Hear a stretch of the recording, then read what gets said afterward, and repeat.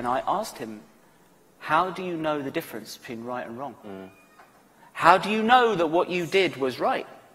Many of my friends think you're a hero, but I have many friends who think you're a villain. And I said, so, tell me about moral compass. And he said, the line between right and wrong is never bright. And all of us, at some point in our lives, cross over to the wrong side of that line. But what makes an honourable person, a dignified person, is when you recognize you have crossed over to the wrong side and you do everything in your power to bring yourself and the people around you back over to the right side of history. George, on a panel on stage in front of a similar great audience like yourselves, and this young lady who's a young creative director puts up a hand for question time at the end. She says, excuse me, Mr. Lois, she said, I'm a young creative director and I have a question for you. She said, the environment's totally changed now. You know, I can't threaten to jump out of windows now. She said, I can't talk to clients like that. She said, everything's changed. And if I talked to people like that and I acted like that, I won't have a job. So she said, but I want to, you know, I want to learn from you. Can you give me some advice? And then he turns to her and he says, my dear, you just explained perfectly why you will never be great. I whispered to him, George, easy, Tiger, that was a bit much. You know, she's a young, we've got to give her hope. And then he turned to the audience and he said, it was never easy. It was never easier then. It's always been difficult to push the barriers. You have to be courageous. You have to take risk. And you have to believe in your talent and your vision and your moral compass. And you have to believe in it so much that you're threatening your own comfort level, your own status. Now, when you show that kind of commitment, there's just a chance that people will move with you. Because if you're not going to risk first, why should you ask them to risk? You've got to show that you're more courageous than anyone, and you're going to invest in it. You can't ask someone to make a move if you're not going to do it yourself. So be courageous first, and then they'll follow. Go into your crawl space. It might suck. It really might suck. Find your fear. Find it. Look at it. You might scream a little bit. A couple of tears. And grab it and pull it out into the light. Because I think the thing about it is we should probably want to face our fear in the light rather than tripping over it in the dark. So I started making decisions based on what other people thought. I started saying what I thought other people wanted me to say. I started being who I thought other people wanted me to be. Every situation, I was a different version of me because it wasn't really me. It was who I thought I should be. And you know what? People don't really notice that you're doing that, and you just kind of blend in, and they stop noticing you.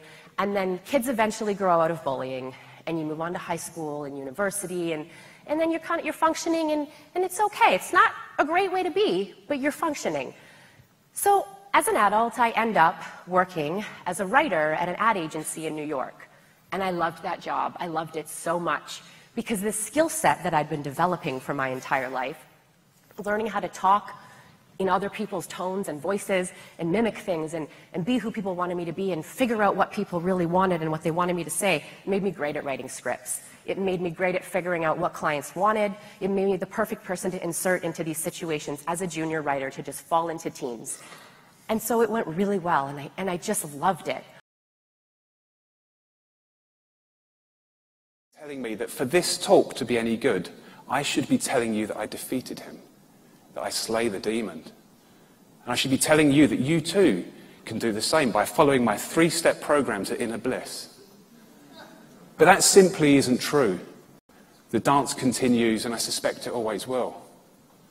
But an acceptance that this is part of just being a fully functioning, self-aware, self-regulating, continually developing human being has been the most liberating thing.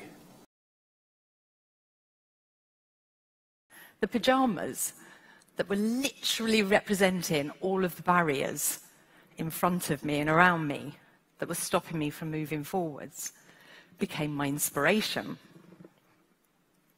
Because for me, a PJ day has two different guises. We all know the beautiful PJ day when we stay in our PJs all day. It's Sunday. We kick back, we're resting and relaxing. We eat good food. Did that just say anxiety? Yeah! Those PJ days when we look after ourselves, we watch a film, we're with our family, our friends, or just joyfully on our own.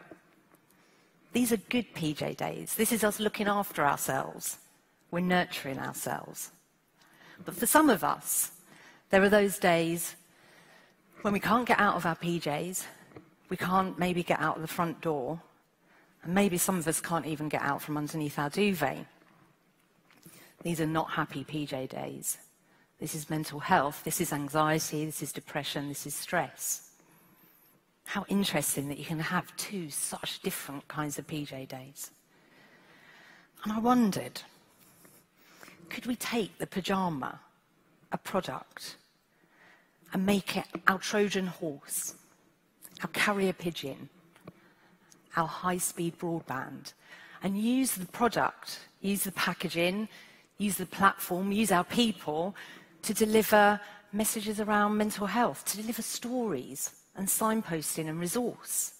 If the rule is these days, and this is a really broad rule, but if the rule is we should only spend 20% of our time talking about our own product or service, then could we give up over 80% of our time to talking about mental health? Could we create a brand that felt loved and trusted and that helped us have those conversations around mental health? Because for me, hearing someone else's story and having a "that's me" moment was the key to me seeking the right help. And I wondered if we could do that for other people. About innovation in the industry is maybe less about the final product and more about the people making it and the process? I don't like to talk, I think process can kill creativity, but I do like to talk about principles. So if there's a common set of principles that people agree upon, then you can work with very different types of people. And I like to tell people, get comfortable being uncomfortable. Because it's actually in those moments where it gets really hard and where the friction happens because somebody thinks differently than you, that's actually where innovation happens. So you need that friction, you need that butting up against people that might actually come from things from a totally opposite perspective as you do. Because we need biodiversity. It just makes the species stronger. And we know that from science. And we've got to apply that across our brands and in our offices, right across the world. There's no question of that. And from my experience in this business, I find that the more disparate and the more diverse the group is in our hot houses that we run, there's some incredible ideas that are coming from the left or from the right or extreme left. And that's really because of not just gender diversity, it's cultural diversity.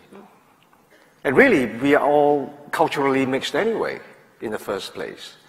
And so for people to come from another country, another part of the world, and look at the audience here, for example, I think that is the richness that we have in this industry. And we should use that, deploy that, to help our brands to sell, because we're here to sell. As David Ogilvy taught us, we sell or else. So we may be disguised as creatives, but really, we're here to sell in the end. Yeah. And CAN is just a metrics, it's a measurement. It's a measurement of that.